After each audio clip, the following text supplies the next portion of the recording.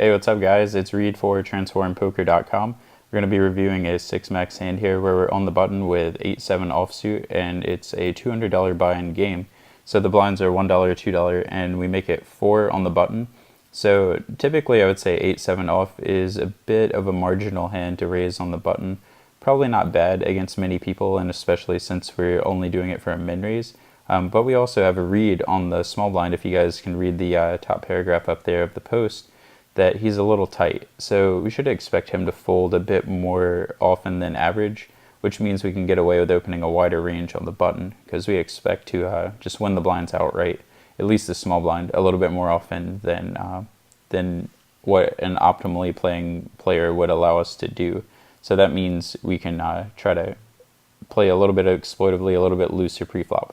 So we do that. The small blind actually calls and the big blind folds, which, it's kind of tough to say the big blind should be folding much there, but in any case, that doesn't really have that much to do with the hand, just something I wanted to point out for you guys. On the flop, we flop an open-ended straight draw, so it's a pretty great flop for us, and we continuation bet. I think it's a great continuation bet. We have some equity if we're called, and then also an excellent opportunity to try to fold out a tighter player's range. So hands like queen jack suited, not diamonds, of course, we're gonna have a pretty tough time continuing here. So the continuation bet I like. Then we get check raised, and I like the call as well. And so this call is kind of a little bit, at least, based on the fact that I think our outs on the turn and river are going to be a lot cleaner than average, because this check raise is going to be weighted a lot more for value than it is going to be made with a lot of semi-bluffs.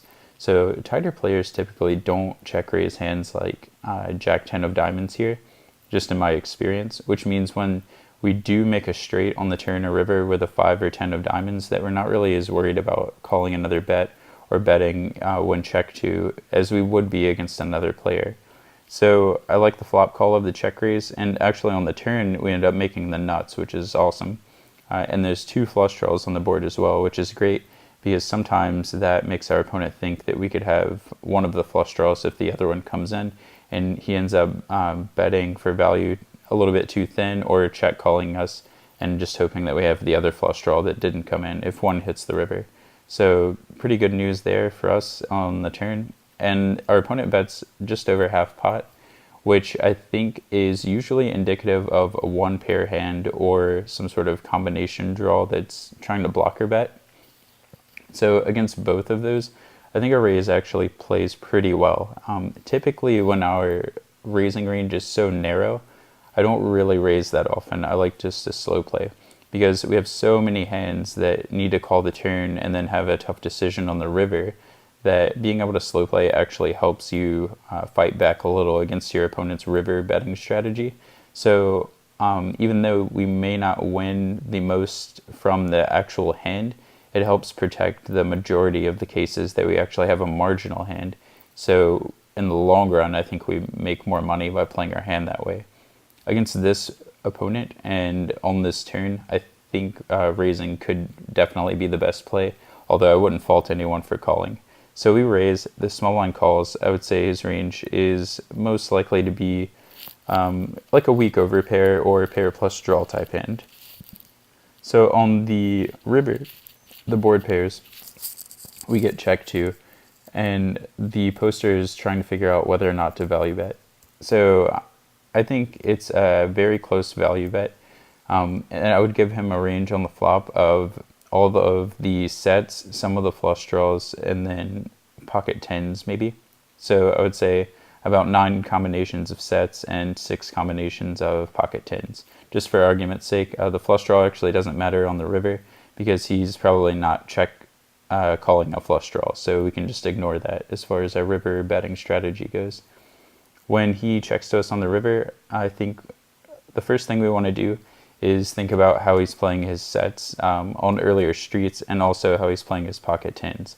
So I don't think he's always just calling the turn with sets. A lot of the time people just jam it in, because there's so many hands, even like our would-be bluffs on the turn, that just have a lot of equity. So if we're using a hand like ace 7 of spades or something like that, the small blind actually just wants to get all the money in on the turn. And also the the river can get a lot scarier too. So if he's just assuming that he's going to check call the river in most cases, it's probably best for him just to take the guesswork out of the situation and go ahead and jam the turn anyway. And then also there's the idea that he doesn't want to be able to be raised on this turn and then have to be put in a tough spot on the river always. So being able to jam some hands for value actually helps defend against that. So I think his sets are a little bit discounted by the time we get to the river. So I would say let's call it 6 combinations of sets by the time we get to the river. Maybe he just jams the turn with them a third of the time. I think that's pretty reasonable.